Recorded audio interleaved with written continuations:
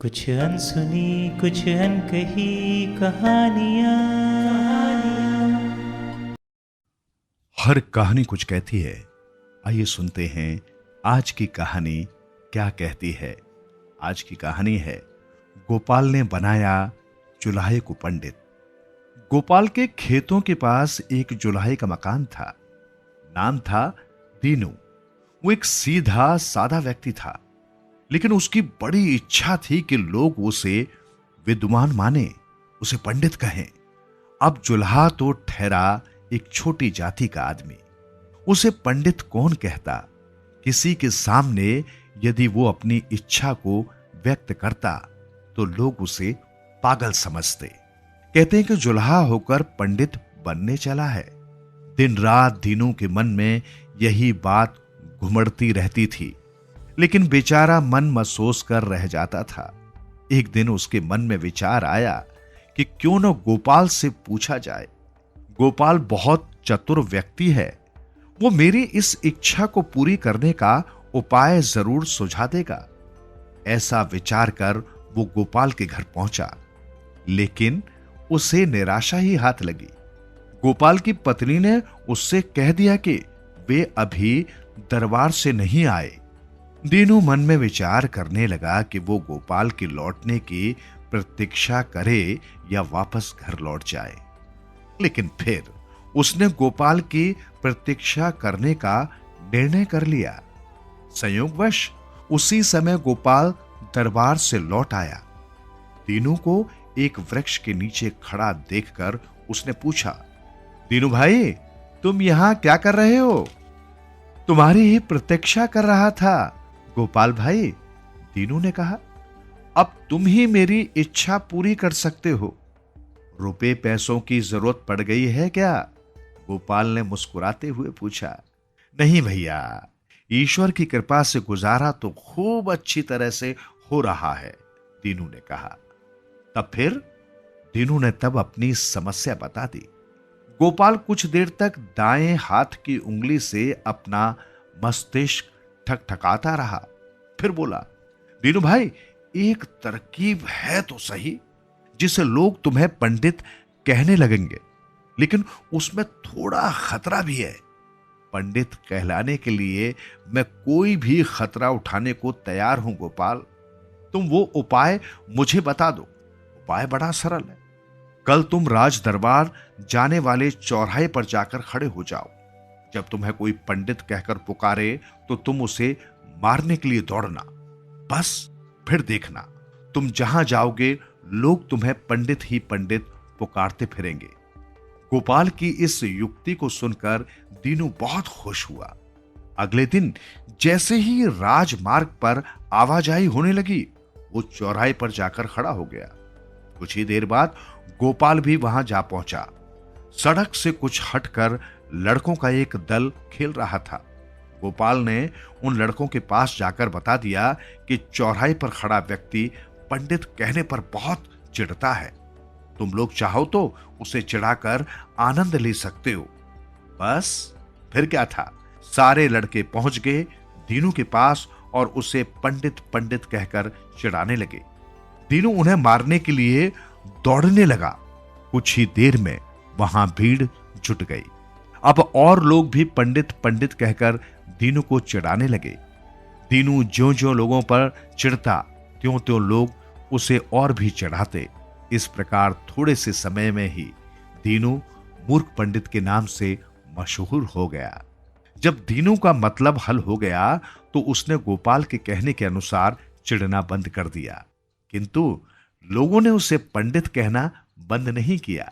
गोपाल की चतुराई से दीनू की जीवन भर की साध पूरी हो गई। छोटी सी बात। पुराने समय की बात है। उत्तर भारत के एक गुरुकुल में अनेक बालक शिक्षा ग्रहण करते थे। आचार्य अपने परिवार के साथ गुरुकुल में ही रहते थे। उनकी एक बहुत प्यारी बेटी थी जिसका नाम राई था। राई जितनी सुंदर थी उतनी ही समझदार थी। वो घर के कामकाज में अपनी माँ की मदद करती और हर रोज नदी से पानी लाने जाती। उसकी माँ गुरुकुल के एक लड़के को रोज उसका घड़ा उठवाने को भेजती। इस तरह उसने सभी लड़कों की बारी लगा रखी थी।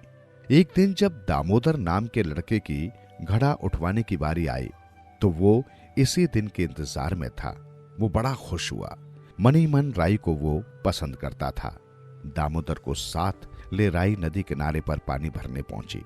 जब राई पानी भरने लगी तो दामोदर एक ओर जाकर चुपचाप बैठ गया। राई पानी भर चुकी तो उसने दामोदर से घड़ा उठवाने को कहा तो दामोदर मुस्कुराते हुए बोला, मेरी एक शर्त है, अगर तुम इसे पूरा करोगे तो मैं तुम्हारा घड़ा उठवा दूंगा। राई तुनकते हुए बोली, देखो, तुम्हें मां ने घड़ा उठवाने को मेरे साथ भेजा है, तुम सीधी तरह घड़ा उठवाते हो या नहीं? उसके बहुत कहने पर भी जब दामोदर ने घड़ा नहीं उठवाया तो उसने झल्लाते हुए कहा, अच्छा बताओ तुम्हारी क्या शर्त है? मगर कोई ऐसी वैसी शर्त होगी तो मैं नहीं मानूंगी। दामोदर बोला, अरे नहीं नहीं, ये तो बड़ी छोटी सी शर्त है। तुम अपने हाथ में पानी लेकर कहो, राई के भरतार दामोदर। राई नासमझ तो थी नहीं, जो उसकी बात का अर्थ न समझती। वो नाराज होते हुए बोली, जाओ, मैं नहीं कहती। दामोदर कुछ दूर जाकर मुंह फेर कर बैठ गया। बेचारे राई की समझ में कुछ नहीं आ रहा था। उसने दामोदर से कई बार विनती की मगर वो नहीं माना। वो अपनी जिद पर अड़ा रहा। राई को घर जाने में देर हो रही थी। उसने हर कोशिश करके देख ली लेकिन दामोदर नहीं माना।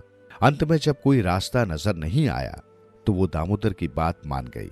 मुंह बिचकाते हुए कहा, ठीक है, मैं यह कह देती हूं, अब तो घड़ा उठवा दो। दामोदर मारे खुशी से उछलता हुआ बोला, तो फिर जल्दी से कहो। राई ने दामोदर को मन ही मन कोसते हुए हाथ में 3 बार पानी लेकर कह दिया, राई के भरतार दामोदर। राई के कहते ही उसने मुस्कुराते हुए घड़ा उठवा दिया। वो दामोदर की बातों से नाराज थी। गुस्से से पैर पटकती घर पहुंची। मां ने उसे गुस्से में देखा तो उससे पूछने लगी, बेटी क्या बात है, तू इतने गुस्से में क्यों है, मुझे बता। राई ने रोते हुए मां को सारी बात बता दी। ये सुन मां मन ही मन बड़ी खुश हुई। दामोदर अच्छा लड़का था। राई के पिता भी उसे पसंद करते थे। उन्होंने राई का विवाह दामोदर के साथ करने का निश्चय पहले से ही कर रखा था। राई की मां ने दामोदर से पूछा, बेटा तुम्हारे घर में माता पिता के अलावा और कौन कौन है? दामोदर ने उदास होकर कहा, मेरा इस संसार में कोई नहीं है। राई के माता पिता ने अच्छा सशुभ मुहूर्त देखकर अपनी बेटी का विवाह दामोदर के साथ कर दिया। विवाह के कुछ समय बाद दामोदर ने राई से कहा, मैं काफी समय से अपने घर नहीं गया हूं, अब मुझे अपने घर चलना चाहिए। राई ने बड़ी हैरानी से पूछा, तुमने तो हमें बताया था कि तुम्हारा इस संसार में कोई नहीं है और अब कहते हो कि तुम अपने घर जाना चाहते हो। दामोदर ने कहा, नहीं नहीं, ऐसी कोई बात नहीं है। मेरे घर में सभी लोग हैं। मैं तुम्हें मन ही मन बहुत चाहता था, इसलिए तुम्हें पाने की खातिर मैंने ये झूठ बोल दिया था। राई ने नाराज होते हुए कहा, तुम्हें इतना बड़ा झूठ बोलने की क्या जरूरत थी? दामोदर ने मुस्कुराते हुए कहा, अगर मैं झूठ नहीं बोलता तो तुमसे मेरा विवाह कैसे होता? ये कहकर दामोदर चलने लगा। तब राई ने रोते हुए पूछा, तुम तो चले जाओगे, लेकिन मेरा क्या होगा? दामोदर ने उसे तसल्ली देते हुए कहा, तुम जरा भी फिक्र मत करो, मैं वहां पहुंचते ही सब कुछ ठीक कर तुम्हें अपने पास बुलवा लूंगा। जब मैं हंस द्वारा गहने कपड़े भेजूं तो तुम हंस को मोतियों की ये माला दिखा देना, वो तुम्हारे पास आ जाएगा, फिर तुम चली आना। राई ने उसकी बात मान ली। दामोदर ने अपने गले से मोती की माला उतारकर उसे दे दी और चला गया। दामोदर ने अपने घर पहुंचकर गहने और कपड़े एक पोटली में बांधकर अपने हंस के गले में लटकाते हुए उसे समझाया, इस पोटली की चीजें उसी को देना जो तुम्हें मोतियों की माला दिखाए। उसकी ये सारी हरकतें दरवाजे के पीछे खड़ी उसकी पहली पत्नी रुक्मणी देख सुन रही थी। उसको दामोदर के हाव भाव से पहले ही शक हो गया था। अब उसका शक यकीन में बदल गया था। वो समझ गई कि उसका पति उसके लिए सौतन ला रहा है। वो मन ही मन सौतिया ढा से जलने लगी। वो मोतियों की एक माला ले तुरंत घर से बाहर आ गई।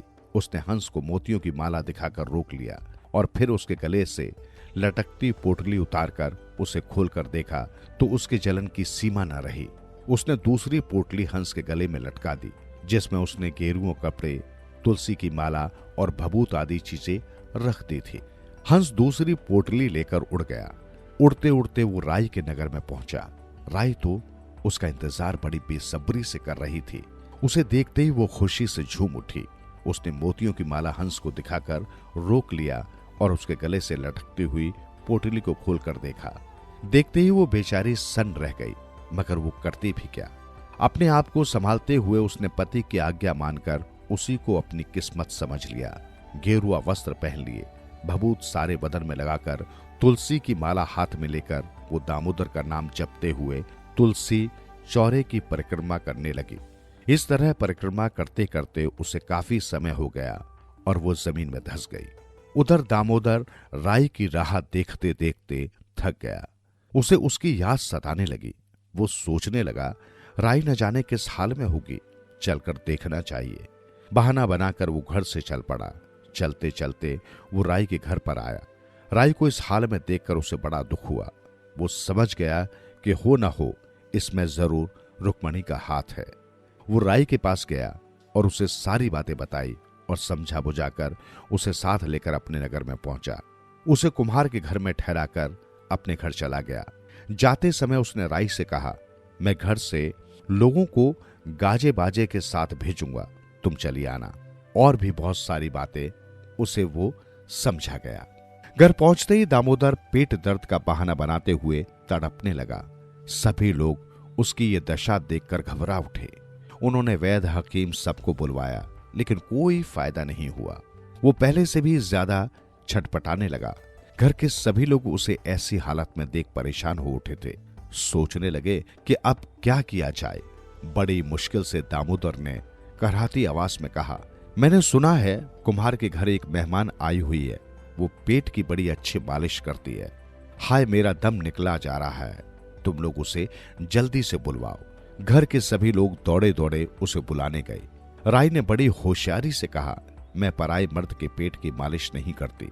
उन लोगों ने उसे खूब समझाने की कोशिश की। उसे ये भी बताया कि उसकी हालत काफी नाजुक है, पर वो टस से मस नहीं हुई। वे सभी अपना सा मुंह बनाए अपने घर आ गए।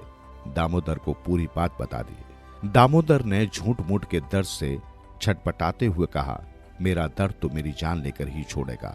अब तो मैं मरा। अब इसमें इतना सोचने विचारने की क्या बात है। उसे तुरंत ही बहू बनाकर ले आए, नहीं तो मेरी जान ही निकल जाएगी। घर के सभी लोग गाते बजाते उसे लाने के लिए गए और उसे पूरे मान सम्मान के साथ अपने घर ले आए। घर आते ही राय ने दामोदर के पास जाकर उसके पेट पर हाथ रखा। उसके हाथ रखते ही उसका दर्द तुरंत ही गायब हो गया। रुक्मणी अभी तक अपने पति की सारी नौटंकी देख रही थी। वो उसकी सारी चालाकी समझ गई थी। जब उससे रहा नहीं गया, तब वो दामोदर पर बरसते हुए बोली, तुम पर तो मुझे पहले से ही शक था, इसलिए मैं तुम्हारी सभी हरकतों पर नजर रखती थी। अगर मैं चाहती तो तुम्हारे इस पेट दर्द की नौटंकी का भेद घर के सभी लोगों को बता देती, मगर मैंने ऐसा नहीं किया। तुमने जरा भी मेरे बारे में नहीं सोचा। अपनी पहली पत्नी रुक्मणी को उसने कभी इतना क्रोध करते नहीं देखा था, लेकिन आज उसे अपने किए पर पछतावा हो रहा था। रुक्मणी खुद अपने को संभालते हुए बोली, मुझे राय से कोई शिकायत नहीं है। इसमें इस बेचारी की क्या गलती है? ये तो तुम्हारे छलावे में आ गई। रुक्मणी ने जब राय से पूछा तो राय ने अपने विवाह की सारी घटना सुनाई। रुक्मणी के आगे दामोदर की एक न चली। रुक्मणी और राय दोनों ही अब उसकी पत्नियां थीं। दोनों ही पति को बहुत चाहती थी। उन्होंने दामोदर को माफ कर दिया। रुक्मणी ने अंत में मुस्कुराते हुए पति से कहा, इतना छल प्रपंच करने की तुम्हें क्या जरूरत थी? तुम्हें सीधे ही इसे घर ले आना था। उसने राय को गले से लगा लिया। उस दिन से सब मिलकर अच्छी तरह से रहने लगे।